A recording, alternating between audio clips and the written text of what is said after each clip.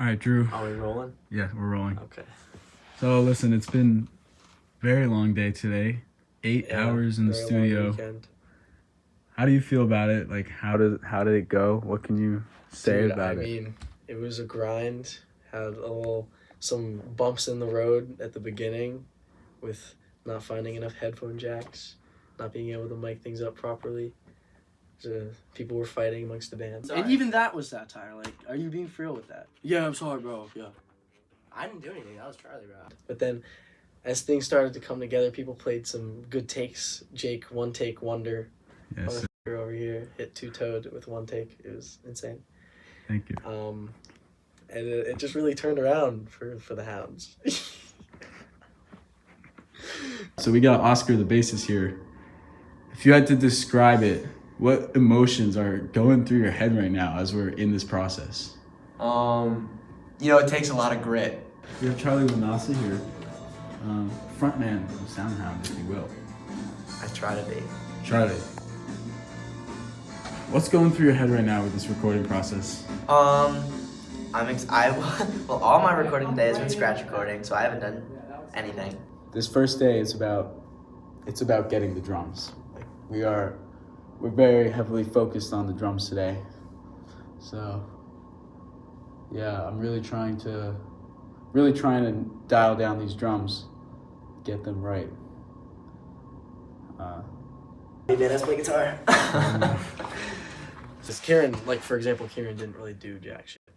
The thing about a song like this that's maybe harder than some of our other songs, like Redstone Blues, for example, is that we play this song differently every time we play it live.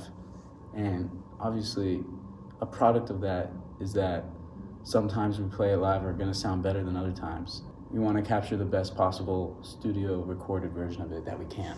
And that's a scary process to go through because every take could be the one, but there's a lot of pressure to, in your head, think of what's the best possible choice for what you could play for the studio version. There's this one piece in the end of the song that I just can't land time and time again. I'm just missing this one transition. And you get a little in your head. Yeah. You do. You totally get in your head. Yeah. And I was in my head. And I finally, after 8 or 9 tries, I finally landed it. And the whole time I was just looking forward to that feeling of landing. I was when I was going to be oh, that was the one. Yeah, dude. And finally getting there. It's a good feeling. But yeah, props to, for example, Kieran for sticking with it because that's part of the process. Being there as a whole band, coming together and making the music and making creative decisions with each other so that no one's left out. Yeah. It's really important. That's big. It's actually pretty important. Speaking of creative decisions, can you tell us a little bit about that trumpet part you came up with at the end? That come about? Towards the end, there's 2 riffs that are going on simultaneously with the guitars and the keys. And they're different riffs, so I had the trumpet play both. And it sounds fire together. That's awesome. Yeah, we got that. Blend it into the background, so it's going to just be seamless. It's going to sound really good. It's too loud right now, and it's too out in the open. We got that reaction on video. It was a pretty exciting moment. Oh my God. That is it. That is so it, dude. I'm excited to record guitar for Twine. That's probably the thing that I'm most excited about. Yeah. I've already fully recorded it one time, so I kind of know exactly what. I've played it a lot of times, so I'm excited to lay down some real guitar for it. I think we're gonna try to get a string section on both songs, which would be awesome. That is great. So yeah, just finishing up the songs, playing songs live and recording them. They're just, you can't even think about them the same way. The possibilities are literally endless with recording music, and I am a very maximalist person. Especially for these songs, I want them to be create trumpet and cello and all that. Let's talk about Two-Toe Tony for a second. Yeah. It's the song, right? If there's any part you really want to nail down for this recorded version, what part is it? That would definitely have to be the chorus. I'm thinking definitely a flamenco influenced rhythm section. Really dynamic with the trumpet. Interesting. Never done that live, so I'm excited to see what all comes together. Yeah. So we got some ideas circulating. Yeah.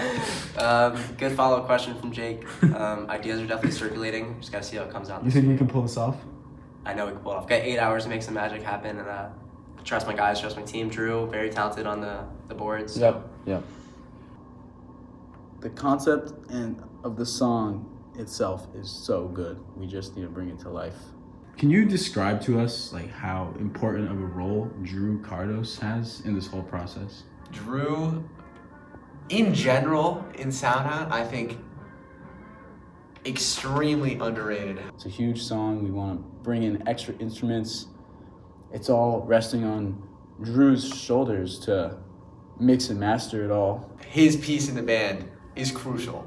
He's the entire production team for this song. And it really comes to fruition. And really comes to the forefront in this process. Because without Drew, we would just be totally left It'd be to our nothing. own devices. We'd have nothing. It's a lot on just a kid in college. He also happens to be my best friend. You know, I'm obviously just a drummer, but Because we have Andrew Cardos, yes, he's able to elevate the soundhound experience to that next level that we need to take it to without having to go to the outside resources. Having it all in-house, in the family, it's all in house. it's something special about it. That's Hoons. I want to put my best foot forward for this too. Thank you. Thank you. Studio session. Oh, what up, Jake? Yeah, it's your turn. Are you doing an interview? Yeah. Wait, to say what? I'm gonna ask you questions. I gotta go for a run, actually. Yeah. I'm not needed. Okay, so Wait, I don't like this angle. what are you doing to stay composed in this like tense atmosphere? Where I'm there's gonna a lot go for on a the run line? because I'm not needed for an hour. So You going for a run? gotta clear the head, yeah. With the Crocs? No, I was gonna go back my door. Oh, okay, nice. Word, so you're feeling good? Yeah, I'm doing good. Nice, dude. Okay. Alright, we'll be hearing from you. Yeah, we'll be in touch. Alright.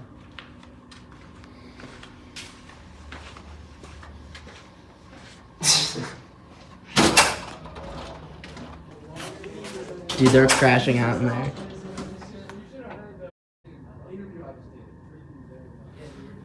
Can you give us a select few people that you're just really excited for them to hear this song? Like, who do you want to hear this song? Damn, which song specifically? Two-Tone. This is about Two-Tone. This is about two-tone. What did I about just two-tone. drop? My lighter? This is about two-tone. Okay. It's about two-tone. Name and position in the band. Jake, the drummer. Jake the drummer. What's your favorite thing that comes... I don't know. What's a good question? Hard, right? I don't know. I guess I'm pretty hyped for my dad to hear it. This year has been a grind. How have you handled it? Well,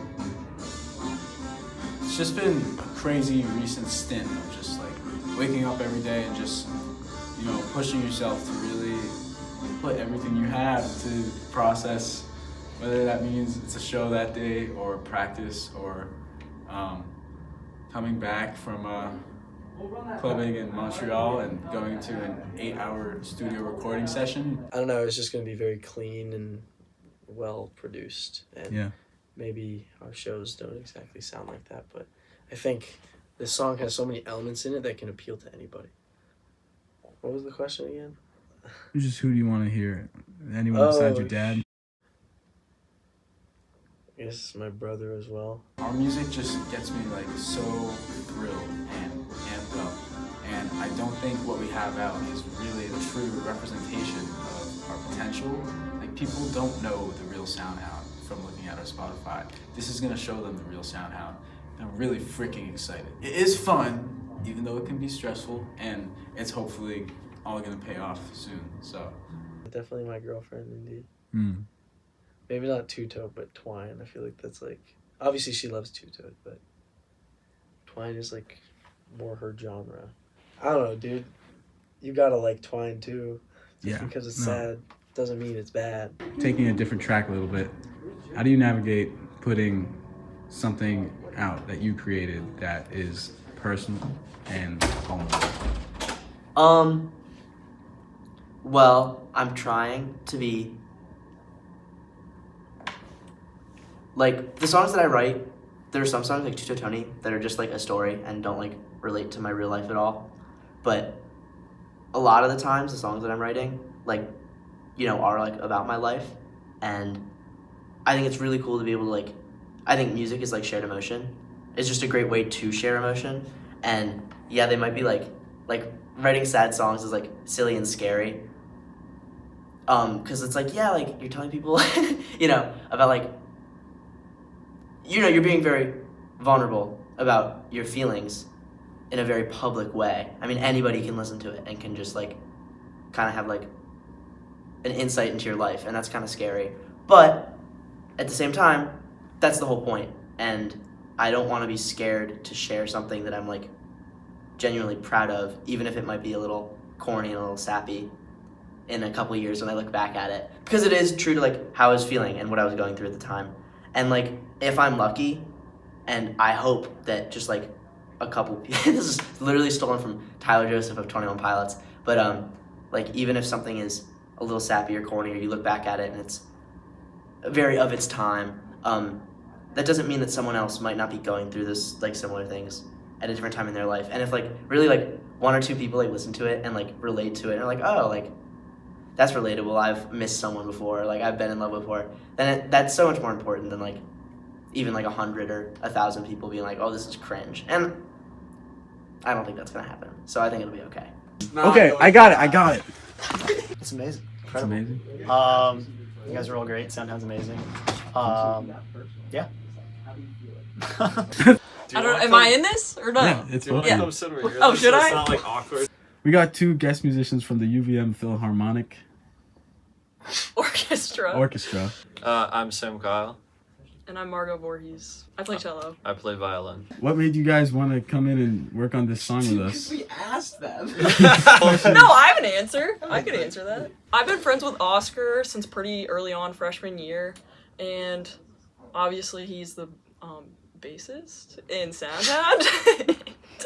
And I've been to like pretty much like most of the shows. I'm a big fan. I'm buddies with most of you guys, I would say. And yeah, they gave me the opportunity and I was very excited to take them up on it. Just wanted to see how I could fit in and mentioned that I was like, yeah, I play violin, had good experience on it, and wonder if they needed either a string piece or something. They said they're interested, invited me out, and I pulled up. Is there a difference between like normally playing your instrument and then like coming into the studio, getting mic'd up and everything? Does it feel like there's more pressure around it, or is it harder? How do you feel about that? Yeah, definitely a lot more pressure, because at least when the orchestra feel, you're like surrounded by multiple other instruments, like same instruments used, so if you mess up, someone will cover you. Whereas this, it's like, you're mic'd up, recording almost every second. Of course you can take multiple takes, but it's like it's just you it's just you recording solo rather than in a whole orchestra. I also find it's more pressure because like in orchestra we have set notes, like we have sheet music. Right. I've never really been in like a scenario where we don't have that, so it's a lot more creative freedom, but it's awesome at the same time. Your work is clearly cut out for you. Like, how are you dealing with feelings of like possibly being overwhelmed? Well, I've been overwhelmed, and now I'm finally not, because this is such a good studio recording experience that, like, this is like the whole thing with studio recording is that if it's played well, then like post production is so easy. Yeah. Because that's what really matters, is if it's played well. If it's not played well, then you have to like go in with Melodyne, autotune shit. You have to go in and like fix the rhythms. You know what I mean? Mm-hmm.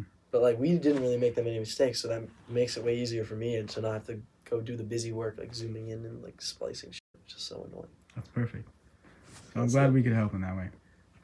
By just being so badass Yeah, dude. on all the This instruments. whole project is badass. It's badass. Like the lyrics are badass. Badass. That's what Soundhound's about. That's what Sound. Yeah, man, that's what Soundhound's all about. I need to go to sleep, bro. 2 hours of sleep into 8-hour studio into a joint. It's like, it's a feedback loop. Word. Well, thank you for your time. Thank you for your questions. Of course. You gotta show the purple Crocs so that they know that you're embarrassing. In a good way.